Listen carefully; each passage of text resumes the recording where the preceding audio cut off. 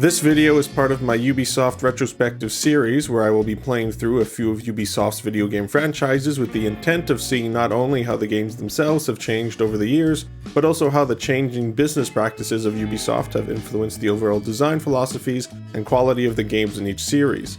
If you want to know more about all that hoopla, check out the complete mission statement video and the link in the description.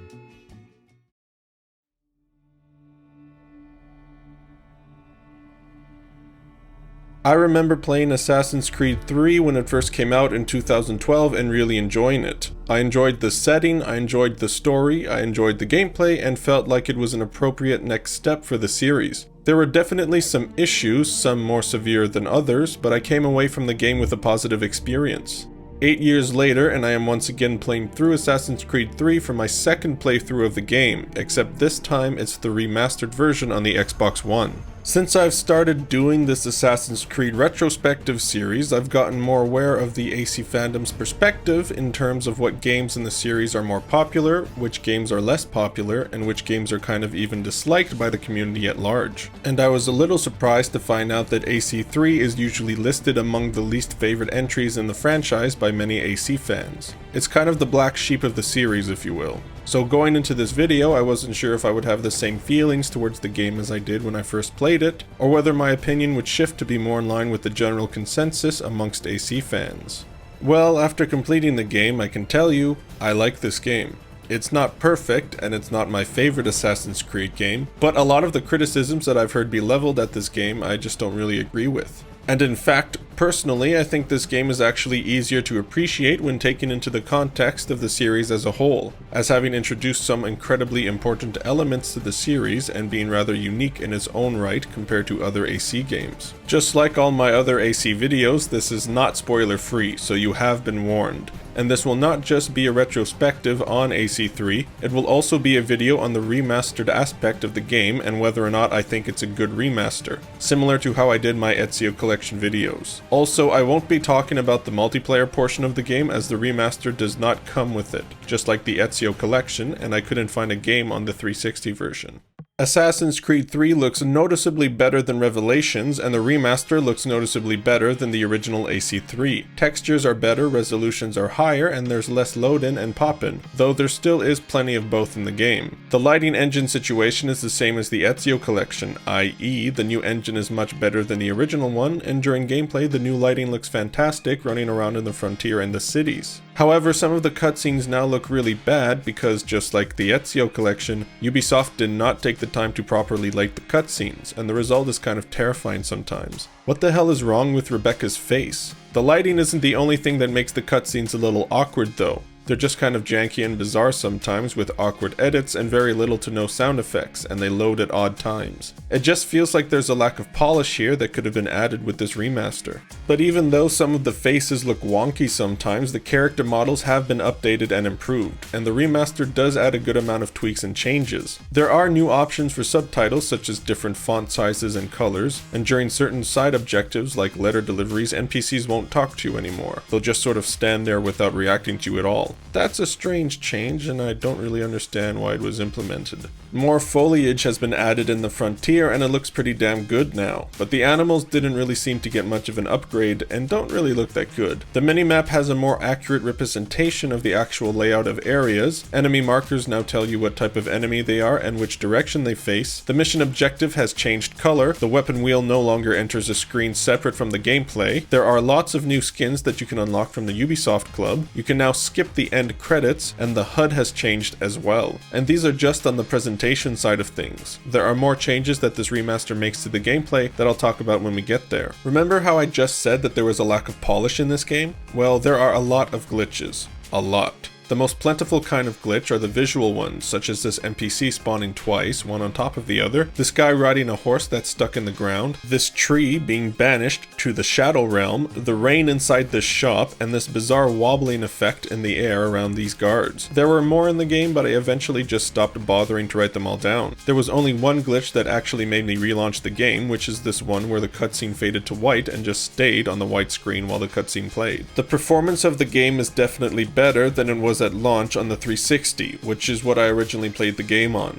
On the 360, the game would chug constantly, and at some points it was so bad that I genuinely think the frame rate went down to single digits. That is not the case here. On the consoles, the game runs at a pretty smooth 30 frames per second. It's not perfect, it still dips, but it's way better than it was initially on the last gen consoles. The music in the game is pretty good, and for the first time in the series, Jesper Kyd was not involved with the game's score. The composer this time around was Lorne Balfe, who did actually help Kyd compose some music for AC Revelations. The music is an interesting mix of colonial music, Native American music, and the more familiar style of previous Assassin's Creed scores. It's not as memorable to me as some of the other soundtracks in the series, but it definitely fits the game and setting pretty well. The sound effects and sound design are both well done, except for some of the cutscenes, but I have to say that the sound mixing is a little off here. I don't know if it's just my TV or if it was something wrong with my copy of the game, although I doubt it. But the music was way louder than anything else in the game audio, even though all audio tracks were at the same volume. So I had to turn down the music a lot to even be able to hear some of the dialogue in-game and in cutscenes.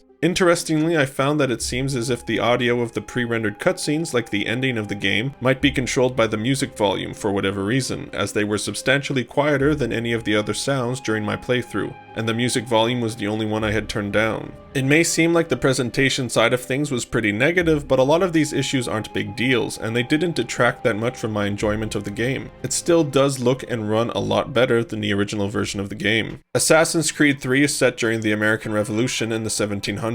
You play as Reton Hecaton, aka Connor, a half-Native American, half-British assassin, who's the son of a Templar, Haytham Kenway. Connor's story actually begins with us playing as Haytham for the first 3 or so hours of the game, with the players assuming he's an assassin. Haytham has come to America to try and discover the location of a precursor vault, one which he believes contains information or technology that could give the Templars a major boost in power. He arrives in Boston and begins assembling a crew of Templars to aid his cause. Eventually he runs into Connor's mother, Sio. Sio helps him find the precursor vault, but Haytham is unable to access it. We then skip forward a number of years and begin playing as Connor when he was a child. Connor's village is burnt down by the Templars and Sio is killed. We then fast forward another few years to Connor as a teenager who embarks on a journey to be trained by Achilles, who is a retired assassin, after Connor goes on a spirit journey with what he believes to be one of his people's guardian spirits, but is actually Juno from the precursor race. After another time skip, we now take control of a fully grown Connor who is now a full-fledged assassin as he tries to simultaneously stop the Templars, aid the revolution, and protect his tribe. I personally find Connor's story to be a compelling one, and I like Connor as a character. He isn't as charming as Ezio, but he isn't as arrogant as Altair was for most of the first game. The developers describe Connor as being very virtuous, someone who strives to do the right thing at all times. Connor is very idealistic and for most of the game is also naive, sometimes to the point of frustration as he does seem to be a little slow on the uptake at times. But by the end of the game we see a Connor that is wiser and less naive, and even a little beaten down, but we'll get to the ending of the game in a little bit. The other side of the story is of course the present day, where we play as Desmond. Desmond has recovered from his coma in Revelations and now seeks to stop the apocalyptic solar flare event from happening, along with Sean, Rebecca, and Desmond's dad, William.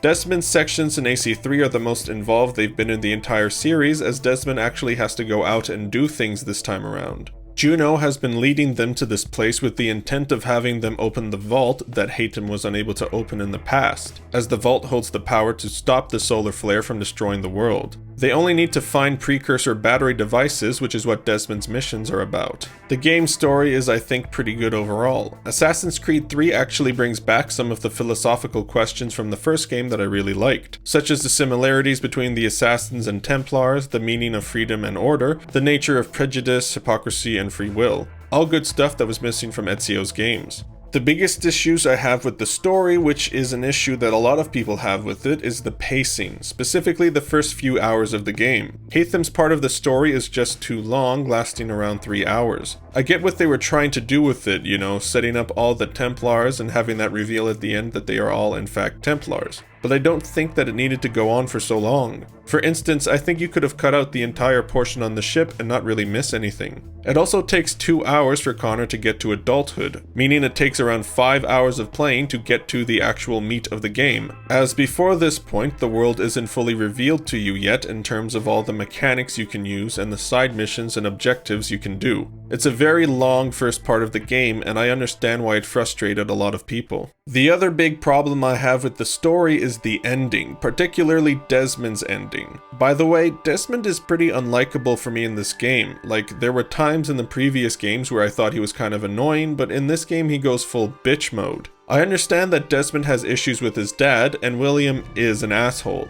But Desmond behaves like a whiny, bratty teenager, and I genuinely don't like him here, which is funny because I actually found Sean to be the most likable he's been in the whole series so far. Anyways, once they open the vault, it's revealed that Juno has actually been sort of entombed in the vault, and that if they activate it, she will save the Earth from the solar flare, but Juno will then basically try to take over the world. Oh, and Desmond will die. So Desmond opens the vault, Juno escapes, the world is saved, Desmond's dead, and we cut to credits.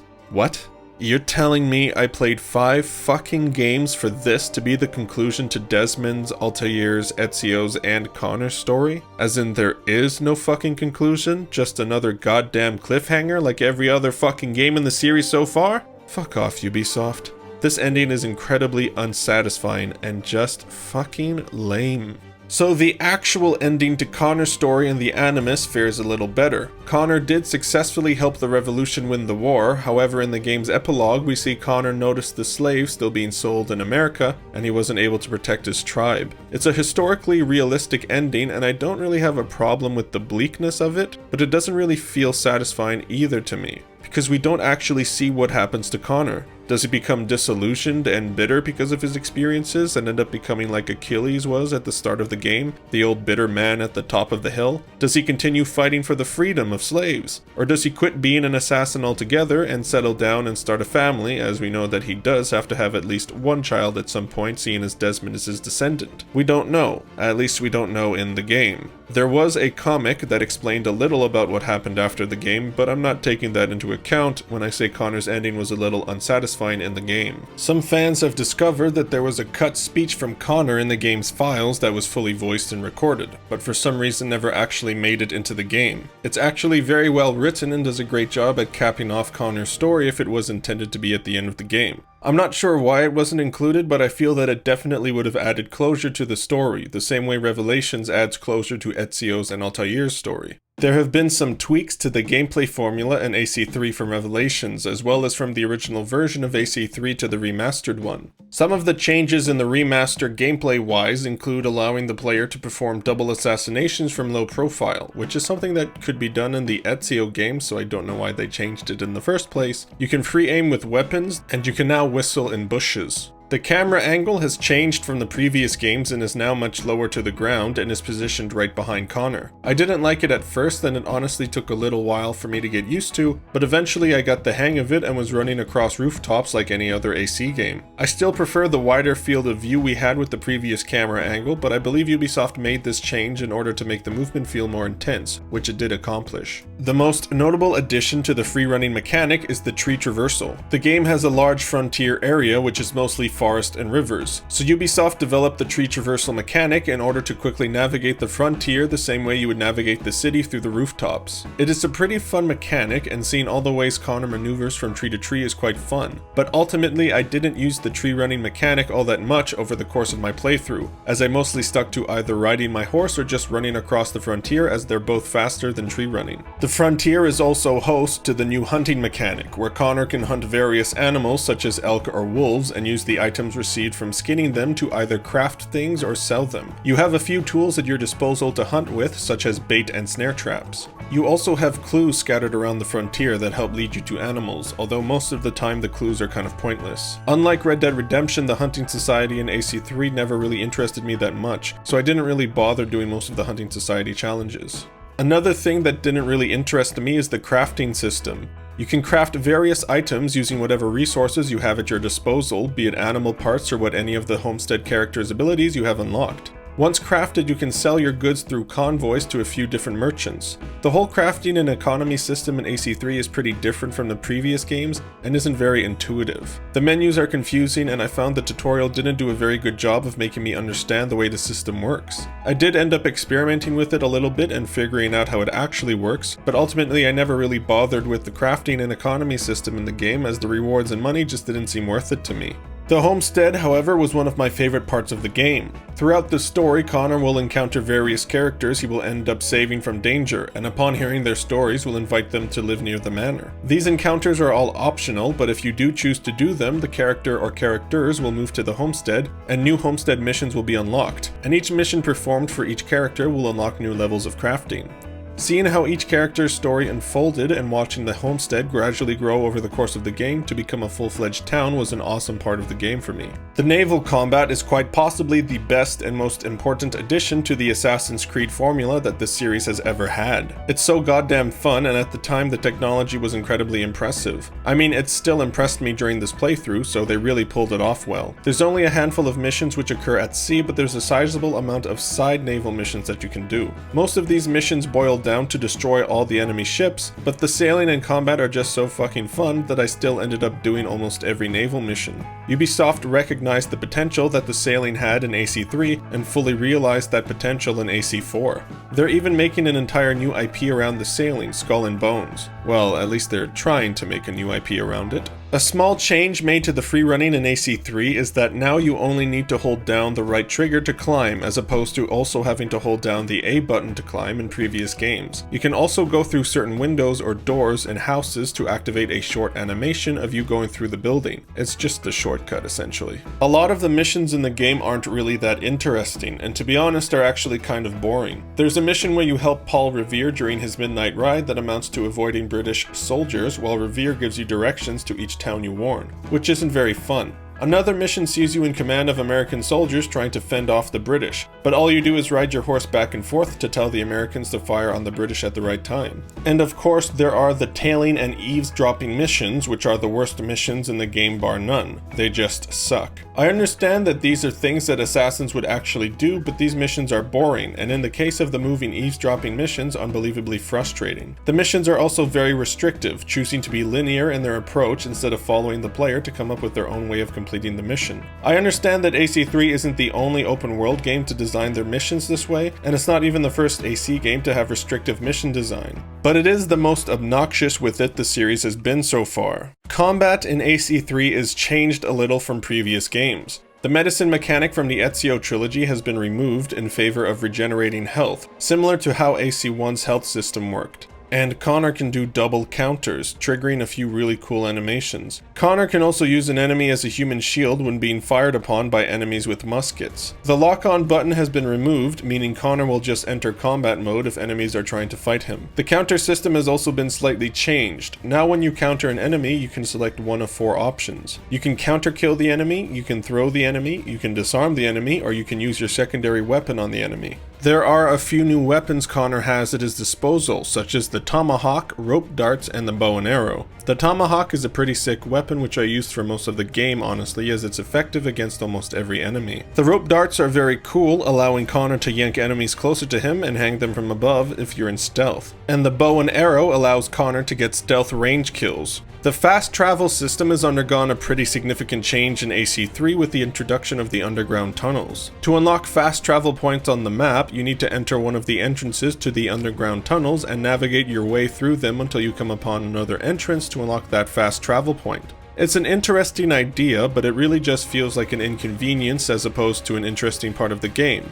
as Connor can only walk in the tunnels, so exploring feels very slow, and there's lots of dead ends, meaning you'll retrace your steps a lot. The Tyranny of King Washington is the single-player 3-part DLC included with the AC3 remaster. I never played the DLC back when it came out, so this was my first time playing it. It's basically an "it was all a dream" kind of story, as Connor and George Washington find an apple of Eden, and upon touching it, both of them share, I guess, a vision of an alternate reality where George Washington goes mad with the power of the apple and uses it to become King of America. The setup is really cool, and the potential that this story had to be an interesting what-if kind of story was really high, but it doesn't really deliver on that front. There's only one cool concept in the DLC, and that's the animal powers that Connor gets. Each episode of the DLC will give Connor an animal power designed around one of 3 animals after he completes a spirit journey: the wolf, the eagle, and the bear. The wolf allows Connor to turn invisible and summon wolf spirits to attack enemies. The eagle will allow Connor the ability to basically teleport to different points, such as rooftops or trees, and Connor can perform a teleportation assassination. And the bear power lets Connor do a massive ground pound attack that will kill or send all enemies flying in his general vicinity. These powers are, in my opinion, the only real reason to play the DLC, as the content and story is otherwise unremarkable. There are a couple things about the DLC though that are a little bizarre. The first is that some of the voice actors have been changed, like Warren's. The Warren in the main game has an African accent, while in the DLC, well, he does not, and he sounds completely different. They didn't even try to get someone who sounded like Warren. I barely remember a thing up until the moment I heard him cry. Then it all slows down, and I recall every little detail. You. Yes, you. I wasn't doing nothing. Free food for hungry folks. You're a man, friend. The second is that during the main game, all of the Native American characters speak their own language when they are talking to each other, which makes a lot of sense, cause why the fuck would they speak English when it's just them, and I appreciated that detail. But in the DLC, they all speak English to each other. Apparently the developers said this was because translating all the dialogue would have taken too much time, which I guess I understand since it is the DLC, but I would be lying if I said that it wasn't a little bit jarring. This was the beginning phase of the season pass, of which Ubisoft definitely had a hand in popularizing amongst publishers, with AC3 having a $30 season pass for all 3 episodes of The Tyranny of King Washington and 2 multiplayer DLC packs. Personally, that seems overpriced for what you get. Now let's play a little game called Guess How Many Different Editions of AC3 There Are. 6? No. 8? No. 9? Yes. Plus 1 more if you count the remastered signature edition. So what do I think about AC3's remaster? Well, this is definitely a much better remaster than the Ezio collection was. Not only does it come with all the content and more, and the graphics and performance are noticeably better, but there's also a PC version of the remaster, meaning that there's effectively no real reason to play the old version of AC3 anymore. But the coolest part of the remaster is all of the little tweaks and changes Ubisoft made to make the whole experience that much better. The bugs are disappointing, but not experience ruining. So if you have never played AC3 before, this remaster is the way to do it. And if you have played AC3 before, I think it is worth experiencing the remaster. Although I would probably wait until the price lowered or get it on sale, which is what I did. Cause right now it's selling for 50 bucks Canadian, which is a little expensive for a remaster. The remaster actually comes with Assassin's Creed Liberation as well, but I'll do a separate video talking about that game. Is Assassin's Creed 3 the best game in the AC franchise? No. No, it is not. And after playing through the game again, I can understand why a lot of AC fans consider this to be one of their least favorite AC games, even if I don't personally feel that way. I found the story to be engaging for the most part, the gameplay to be as fun as it's always been, and I really enjoyed the setting and look of the world. The ending to Desmond's story was unsatisfying, but the journey was still pretty damn good. I'm going to give Assassin's Creed 3 an 8 out of 10.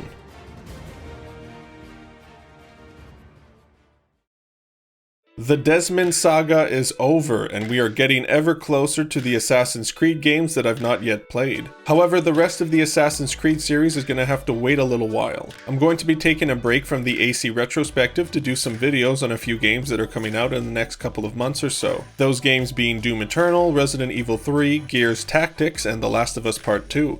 I will also do a video on the first Last of Us in preparation for the second game, just like I did for Doom, which was my last video I did. I will also do a couple videos on the Watch Dogs games, which are both part of the Ubisoft Retrospective, and the reason I'm doing them now is because Watch Dogs Legion has been delayed until some point this year, and I figured that I'd just get them out of the way now while there's lots of time before Legion comes out. So yeah, don't expect a video on an AC game for a little while, but there may be gaps in the release windows during these next few months where I could play the next AC game, but we'll see what happens. If you liked this video, please consider subscribing, leaving a like, and let me know what your thoughts are on the AC3 and the remaster. Thanks for watching.